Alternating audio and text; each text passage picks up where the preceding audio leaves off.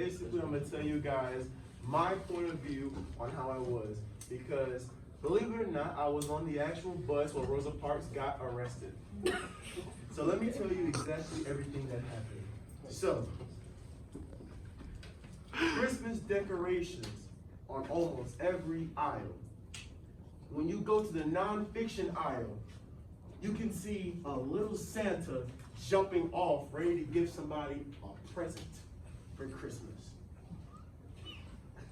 Nobody likes to read books, so I go to the fiction section and get a diary. A dusty diary. Gotta dust it off. I'm talking about it's just dusty. No one reads it. So I decided to read it. I was finishing the dictionary book at the library near the Cleveland Avenue in Montgomery, Alabama.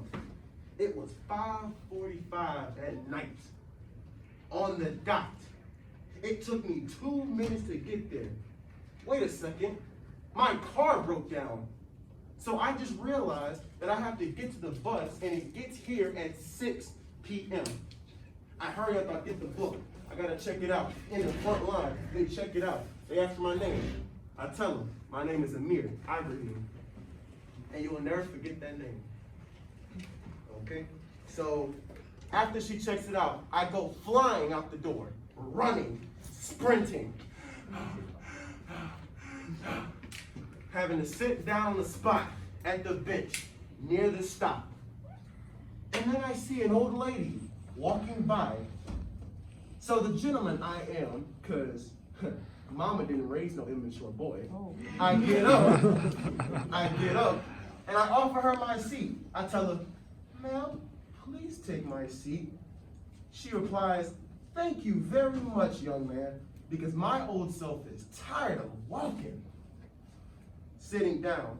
These young boys nowadays don't have any respect for elders, but you, boy, you are special. And you're reading a book too? What's your name? And I told her, my name is Amir Ibrahim. She then replies, my name is Rosa Parks. And I tell her, my grandma just recently died.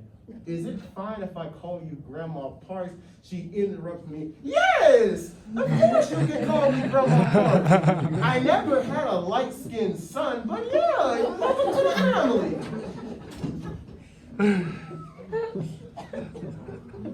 We both laugh. 2 others coming behind, walking for the bus, while me and Grandma are just chatting it up. Wasting time, letting time run faster. And then you hear, psh, ching, ching, ching. The bus opens. The Cleveland Avenue bus arrives. And I say, Grandma, the bus is here. She says, it's about time. It's 5 minutes late. So I go in there and I pay for my ticket. So now it's time for me to look for my spot. Bus, in the back of it, full of Negroes. In the front is white people, looking like every time when you go to the store to go get some milk. Or like when you open up an Oreo to lick the cream out. Separated. And I say in my mind, I hate this disgusting society. Somebody has to do something about this. So we sit down in the front because the bus is filled. That's when the next stop, they come in, 4 whites. Okay, 1 white woman and 3 white men. So, of course, the rule is, because it's bus segregation, we have to give up, and we have to give up our spot to them. So, us 3 men get up and give it to the white people. Then, Rosa Parks, for some reason, just doesn't decide to budge. So the white woman then says, can't you take a hint? Tapping her shoulder like a bully. Get up, stupid. Then Grandma Parks says it in a firm tone. No. And then the white woman says, what you say? And then she says, I will not get up from this spot.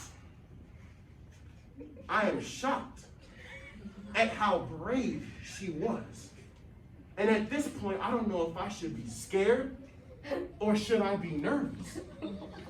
So the bus driver ends up saying, I'm gonna have to call the police. The cops come and says, if you do not get up, I will send you to the zoo where people like you belong.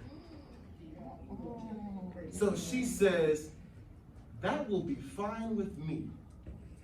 So I'm over here like, dang, grandma's a savage. Oh my God. She just told that officer. Ooh. So the officer would affirm. He was so mad. He ends up getting Rosa Parks, picking up with an aggressive tone, and walking out the bus, only to arrest her. So this is where I go inside of my room. My mom says, son, there's some dinner in there. Not now, Mom, not now. I go in there. I slam the door. I am sick of this. We have to do something about this. We have to riot. We have to do something. We have to... I forgot the word. We have to boycott the Montgomery buses. So this starts the Montgomery bus boycott.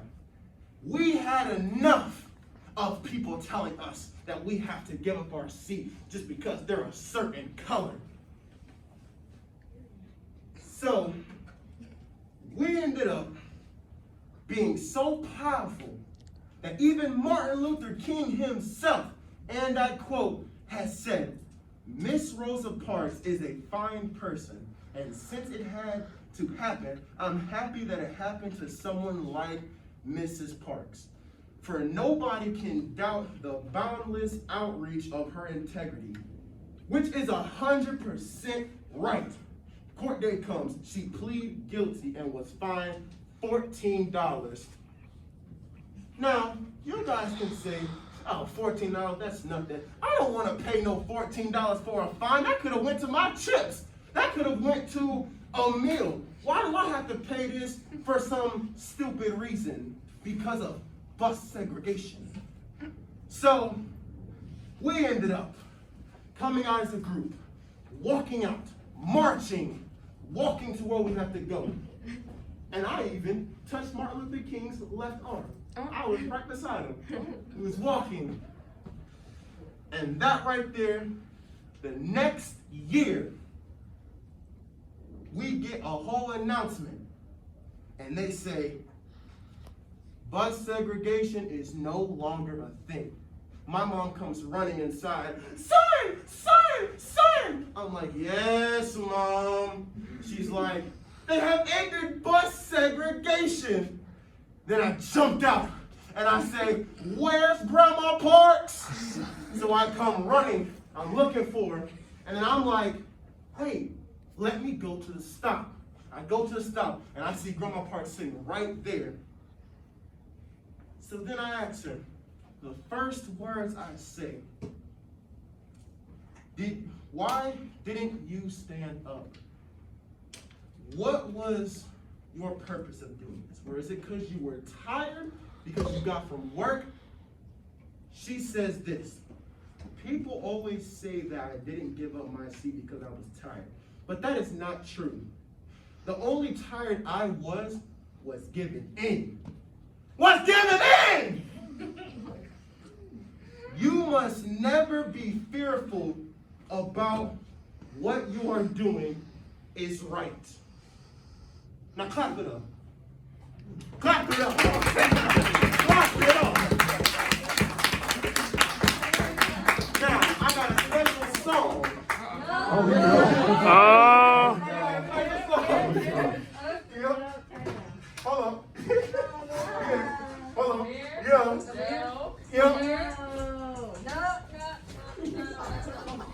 Yup. Rosa Parks.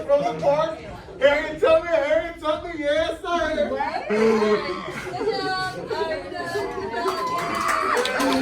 Woo!